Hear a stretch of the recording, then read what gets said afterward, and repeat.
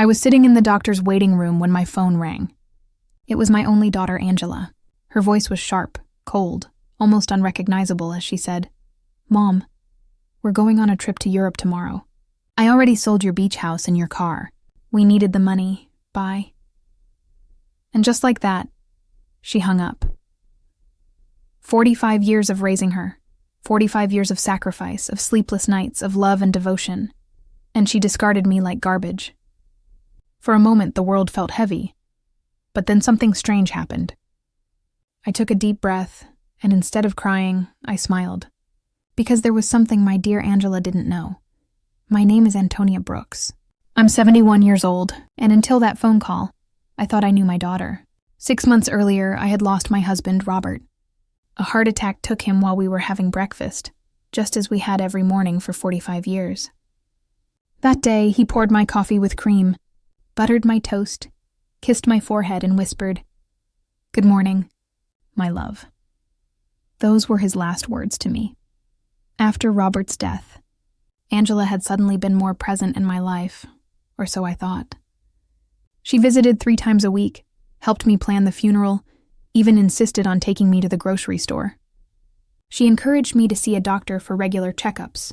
"Mom, you need to take better care of yourself now that you're alone," she'd say with a sweet smile. A smile I once believed was love, but now I realized was convenience. The beach house she sold wasn't just property. It was our sanctuary. Robert and I had bought it when Angela was 15. Every summer we went there, building memories, celebrating holidays. Angela brought her friends, later her boyfriends, and eventually her husband, Edward. I cooked for everyone, cleaned, did the laundry. That little house wasn't just wood and walls. It was the heart of our family. And she reduced it to cash. Then there was the truck, Robert's old Ford pickup. He treated it like his own child.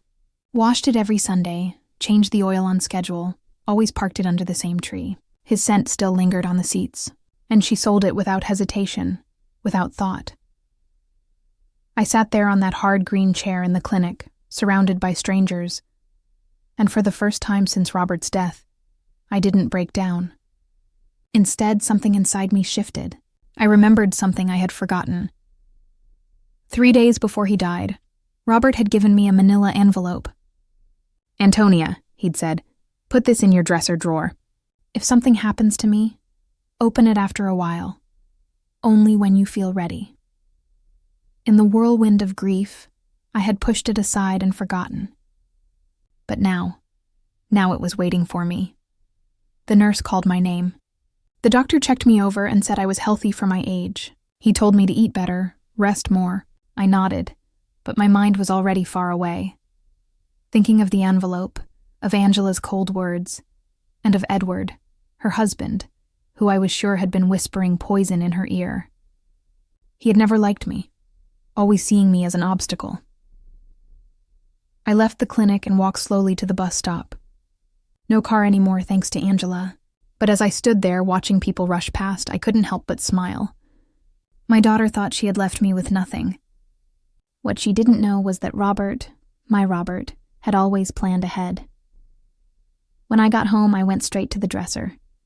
There it was, the envelope just as he had left it. My hands trembled as I held it. I sat on the bed, our bed, in the quiet of the house that no longer scared me with its shadows, and I opened it. Inside were deeds, bank certificates, and a letter in Robert's familiar handwriting. My eyes filled with tears as I read, "My dear Antonia, if you are reading this, it means I am no longer with you. Forgive me for keeping secrets, but I wanted to protect you from worry. Over the years, I invested everything we saved in properties and businesses. We don't just have the beach house. We have 6 other properties, including the building where Angela and Edward live. We also own shares in companies worth more than you can imagine. You are rich, my love. You always were, but now you are on paper too. And remember, our daughter, if she knew, her attitude would change. I wanted her to love us for who we are, not for what we have." I wiped my tears as I looked through the documents. Houses in different neighborhoods. A condo downtown, a motel by the coast, and the apartment building where Angela lived. Robert had hidden it all under a company I didn't even know existed. And now I was the sole heir. That night I couldn't sleep. I walked around the house, touching the old furniture Angela always mocked for being outdated. I stared at photos on the wall. Angela as a child laughing on Robert's lap. Where had that little girl gone? When did she become so cold? The phone rang the next morning. It was Angela again. This time her voice was sugar-coated. "Mom, how are you? We already transferred the money from the house and car. We deposited your share into your account. It's not much, but it'll help you for a few months while you look for something smaller." "My share?" I asked. "Yes, Mom. We weren't going to leave you with nothing. We gave you 30%. That's fair, right? Edward has an incredible business opportunity in Europe. We need the money. We leave this afternoon. 30% of what was mine." I kept my voice calm. "I see. We'll have a safe trip." "Oh, Mom, I knew you'd understand. You've always been so compassionate. We love you." And she hung up. This time I laughed. Not out of joy, but out of disbelief. She had stolen my house, my car, erased me from her life with a 2-minute phone call, and expected gratitude. I checked my bank account. Sure enough, a deposit was there. A mockery. They had sold everything cheap, desperate for quick cash. From my window, I watched them load their suitcases into a cab, laughing, kissing, never looking up to wave goodbye. And as I sipped my tea, I spread Robert's documents across the table. I had choices. I could sue, expose them, reclaim everything, but another thought crossed my mind. There was a better way, an educational way. I picked up the phone and called Mr. Peterson, Robert's lawyer. "I need your help," I said. "Of course, Mrs. Brooks. Bring the papers tomorrow." That night I dreamed of Robert. He was in his chair, reading the newspaper. He looked up, smiled, and said, "It's about time, my love. About time you stood up for yourself." When I woke, I felt something I hadn't felt in months. Purpose. I laughed so hard that Loretta nearly spilled her wine. $500, Marcus? 5 minutes ago. This was supposed to be a family favor, something I was expected to do out of love. And now that you realize I'm not as foolish as you thought. You want to hand me a few $100s to ruin my coral dress, chasing kids I don't even know. Tiffany's voice pierced through the speakerphone, sharp and ugly. "Charlotte, there isn't enough money in the world to fix this. If you walk out now, you'll ruin everything." "Free advice." "Tiffany," I replied coolly. "Next time you decide to use someone as free labor, try asking them first. It's called politeness." "What about 2,000? Marcus blurted out, sounding desperate now. I nearly choked on my drink. "Marcus, if you had $2,000 to throw at me, you could have hired a proper caterer instead of making me pay for your wedding buffet out of my retirement. But of course, it was always more convenient to bleed your mother dry, her money, her time, her dignity." Loretta poured me another glass of wine, her eyes shining with pride. "You are brilliant, Charlotte. Please, Mom." Marcus's voice broke, raw with panic. "Don't do this to me. It's my wedding. I'm not doing anything to you." "Marcus, you did this to me. You and your fiancé decided I was your employee without asking me. And now, I'm deciding that I don't accept the position. But we don't have a caterer. The guests will starve." "Son," I said, my voice calm. "That's called planning. A wedding needs food. It needs helpers. It needs respect for family. You had none of that. Just assumptions that your mother would do it all for free. Come back to the hall this instant, or we will never forgive you." Tiffany shrieked. I covered the phone and looked at Loretta. There it is. Her real personality. Then, in the smoothest voice I could muster, I said, "Tiffany, there is nothing to forgive. You tried to use me. I simply decided not to be used. And after hearing your true voice, I'm relieved I stayed away, you selfish old woman." "You ruined my wedding!" she howled. "No, dear. You ruined your own wedding when you chose to save money at the cost of respecting your mother-in-law. I simply refuse to help you bury my dignity along with your dream day." "Mom, the children, they're going wild," Marcus begged. "One just knocked the entire cake over. The parents are screaming. Please help us." "Where's Audrey, the clever one who mocked me?" I asked. "She says it's not her job, that it was your responsibility." I let out a low, bitter laugh. How convenient. The same girl who found it so amusing that the old lady would be stuck with the children suddenly washes her hands of it. Please. Mom, we're begging you. No, Marcus. I have a chocolate massage waiting for me. And unlike you, my masseuse knows the value of my time. Because I'm paying her. Wait, Mom. Are you really not coming? I'm really not coming. Enjoy your chaos. And maybe tomorrow, you'll reflect on what family means. I hung up and silenced my phone. Loretta began clapping. Masterful. Charlotte. Absolutely masterful. For the first time in years, I felt light, free, as if I had been carrying a weight that was never mine to carry. We sat by the lake, letting the sunset melt into the water, and I felt a peace I hadn't known since before Tiffany entered our lives. But the phone wouldn't stop vibrating. 43 missed calls, 26 messages, relatives, strangers, even Tiffany's father, all begging me to return. Apparently, the wedding was a disaster. Kids ran wild, parents left in fury, and in the end, they spent $200 on pizza to feed their guests, and yet, not a single message carried an apology, not one. Later, as I soaked in the spa's jacuzzi, I told Loretta, for 2 years I tried to be the perfect mother-in-law. I cooked what she liked. I decorated how she wanted. I even changed my wardrobe to suit her image. And the more I tried, the less respect I received. She mistook love for weakness. Loretta sighed. You were always so strong, Charlotte. I couldn't understand why you kept shrinking yourself. Because I thought that was love, I whispered. But real love doesn't demand that you disappear. That night, as I lay in my suite staring out at the stars, my phone vibrated again. Marcus's final message read, Mom, the wedding is over. It was a disaster. Tiffany says you ruined her life. Why would you do this to me? I thought you loved me, my heart twisted. But my resolve didn't break. I wrote back, Marcus, I love you deeply, but I will not let my love for you become a license for you to mistreat me, a son who loves his mother. Doesn't use her. Remember that I ruined everything he built for the first time since Angela had returned. I heard true regret in her voice.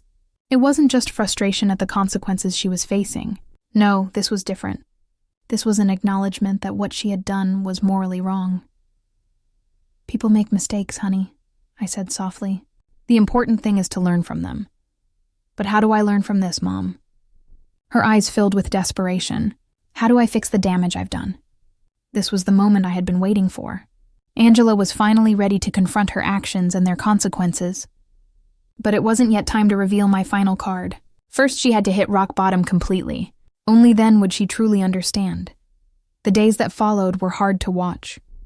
Angela sold almost all the jewels, pieces that had belonged to my mother, my grandmother, and to Robert.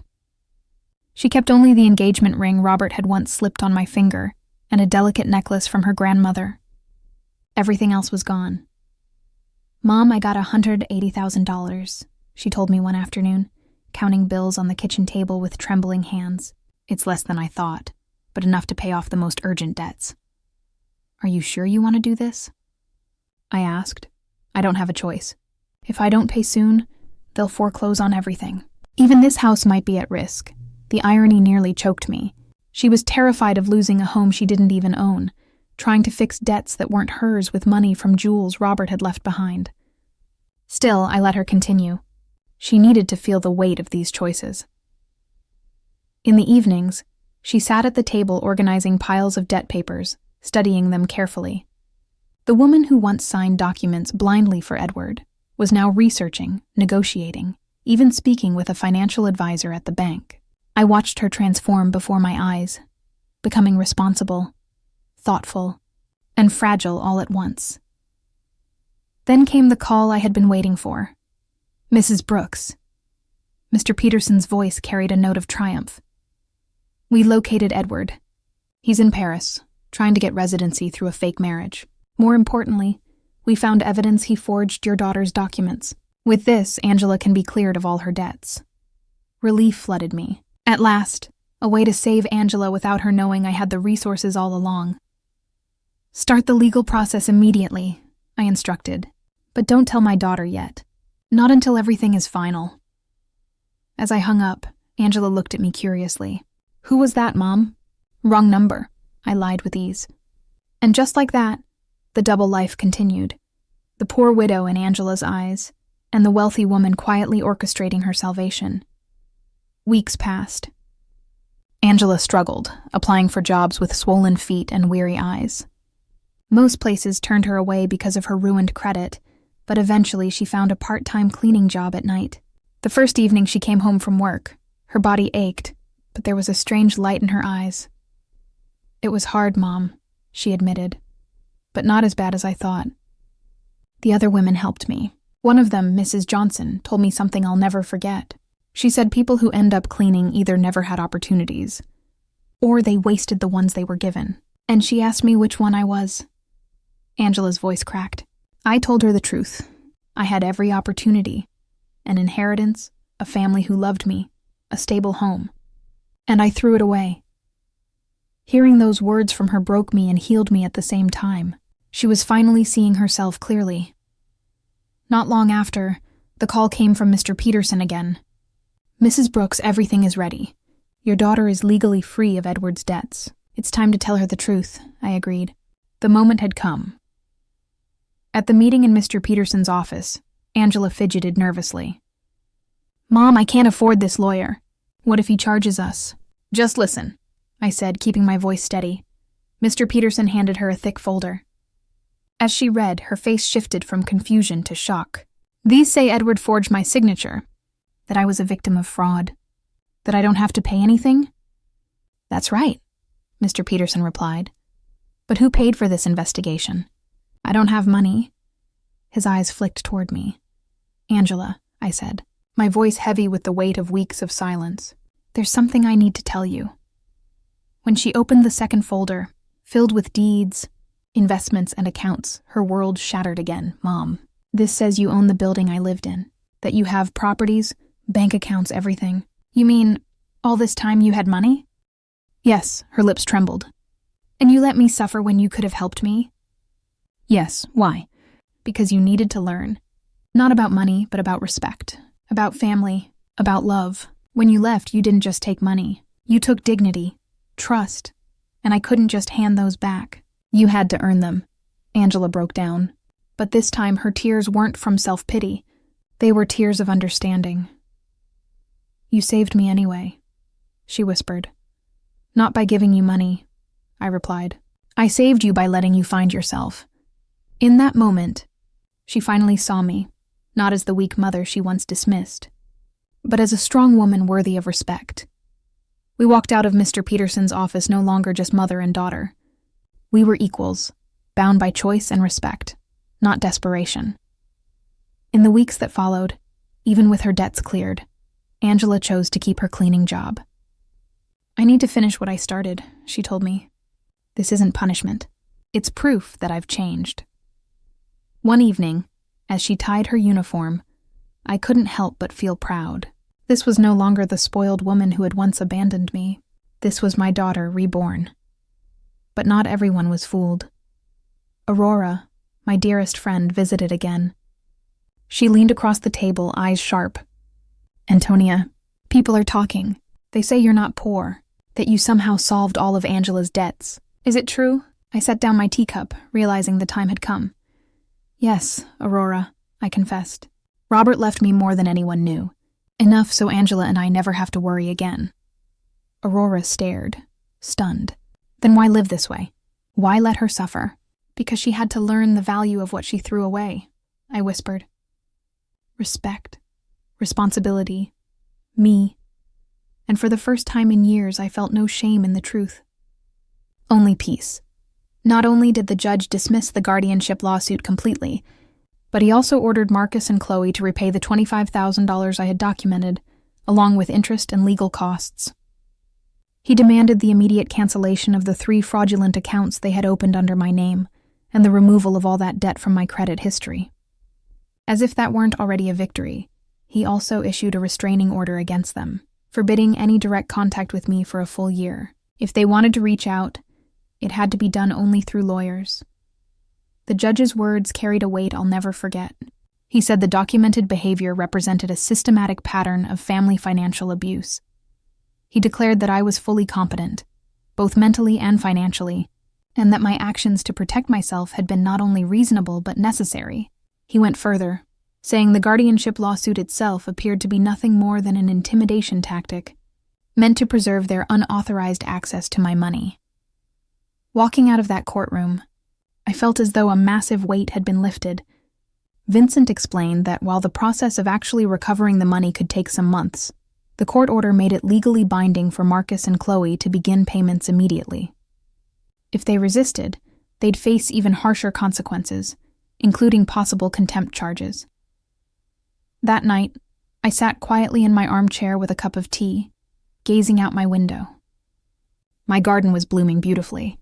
The red begonias stood bright and full, while the white geraniums grew strong. I had tended to each plant with patience and love, and they were thriving, just as I had. For the first time in 2 years, my house felt safe again, my money was secure, and my future rested firmly in my own hands.